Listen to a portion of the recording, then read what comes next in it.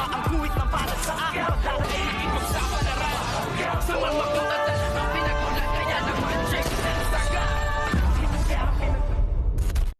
Good morning mga kachikas and welcome sa aking munting channel. Dahil nga sa plano at ginawang kaguluhan nitong ang si Olga ay dito na malalaman ni Tanggol ang katotohanan sa kanyang pagkatao na ang buong akala nga nitong si Olga ay ito na rin ang magiging katapusan ni Tanggol at hindi na sila muling magkikita nitong ang tunay na anak ni Ramon na walang iba kung hindi nga si Tanggol Nazareno Jesus di Magiba Montenegro. At ngayon nga ay nagtagumpay itong ang si Olga. Nalagyan nga ng bomba ang kabaong nga nitong si Lolo Noy, at ito nga ay habang dadalhin na nila sa sementeryo kung saan nga ay nasabi ni Olga dito na Tanggol, ito na ang katapusan mo at dito na nga mahihimay-himay at malalasog-lasog ang katawan mo dahil sa bombang ito. Kung kaya't dito na nga ang buong akala nga nitong si Olga ay nagtagumpay na siya sa kanyang maitim na balak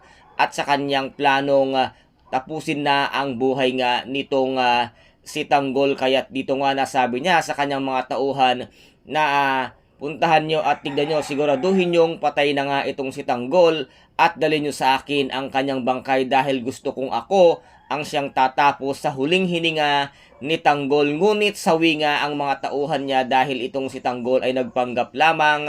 Ngunit ito biglang dumilat at pinagbabaril ang lahat nga ng tauhan nitong ang si Olga na siyang ikinagulat nitong si Olga. At dito na nga ay nagwawala na itong si Tanggol na talagang inubos niya na ang mga tauhan nga nitong ang si Olga. At dito naman inamin na rin nitong si Olga kay Tanggol na siya mismo ang pumatay nga kay Mokang na kanyang minamahal. Kung kaya't dito ngayon ay hindi na siya papayag na mabuhay pa ang isang Olgang katulad ng kanyang ugaling napakasama.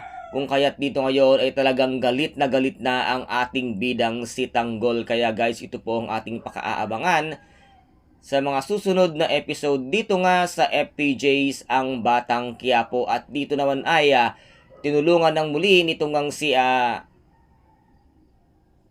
Aling Marites ang kanyang anak na si Tanggol. Kaya guys, ito po ang ating aabangan bukas dito nga sa FPJ Ang Batang Quiapo. Maraming salamat po, ingat, God bless and bye bye.